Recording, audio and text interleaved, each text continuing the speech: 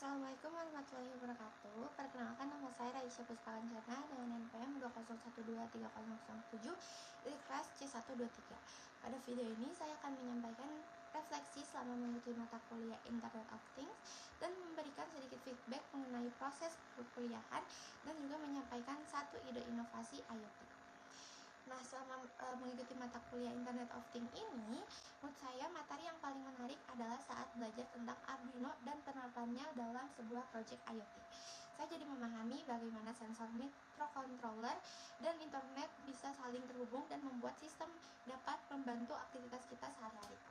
Nah, kalau materi yang paling menantang buat saya adalah saat menghubungkan semua komponen seperti sensor, Arduino, dan program agar semuanya bisa berjalan dengan baik.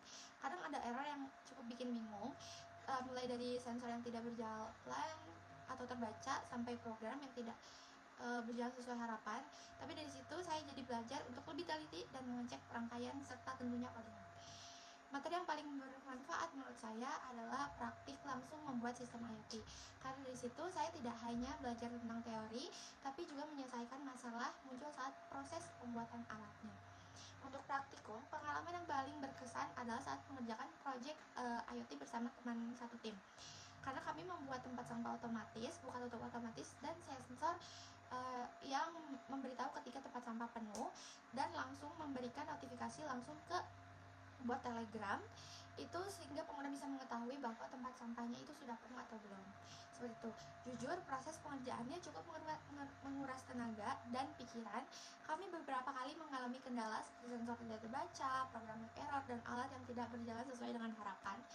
Waktu itu kami benar-benar pusing dan karena sudah mencoba berbagai cara tetapi hasilnya belum maksimal. Namun setelah berdiskusi, mencoba lagi satu persatu, step by step, dan akhirnya project berjalan sesuai dengan apa yang kita programkan. Dan juga pengalaman itu sangat-sangat bikin senang dan akhirnya sangat bikin puas.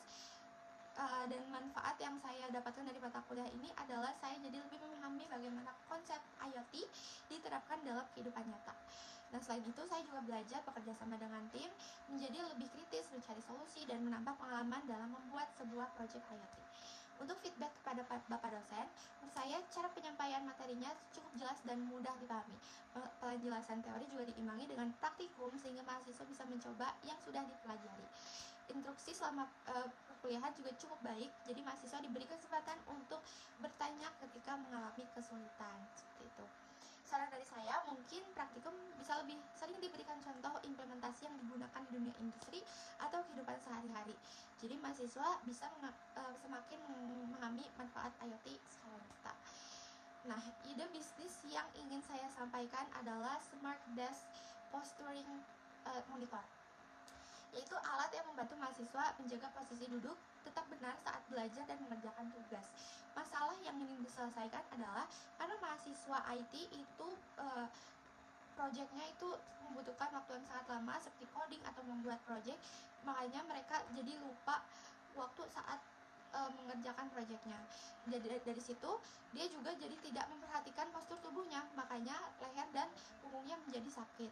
Nah, dari sini saya menerapkan sensor ultrasonic yang dipasang di bagian depan meja monitor untuk mengubah alat tubuh dan menggunakan dengan layar. Jika pengguna terlalu dekat mempertahankan posisi kurang baik, di waktu tertentu peringatan buzzer atau LED itu mulai berbunyi dan mulai menyala untuk LED-nya. Komponen yang digunakan antara lain dengan SS32 sebagai microcontroller dan sensor ultrasonic, dan juga buzzer sebagai bunyinya, dan LED yang visualnya.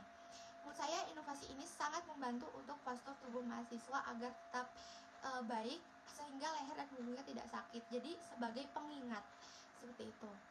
Nah, sebagai penutup, saya berharap perkembangan IoT ini di masa depan dapat semakin luas dan memberikan solusi yang bermanfaat di berbagai bidang seperti kesehatan, pendidikan, lingkungan. Saya juga berharap ilmu yang saya dapatkan dari mata kuliah ini bisa menjadi bekal untuk mengembangkan inovasi yang lebih bermanfaat di masa mendatang. Nah, sekian dari refleksi dan penyampaian dari saya. Mohon maaf bila ada kurang-kurangnya. Wassalamualaikum warahmatullahi wabarakatuh.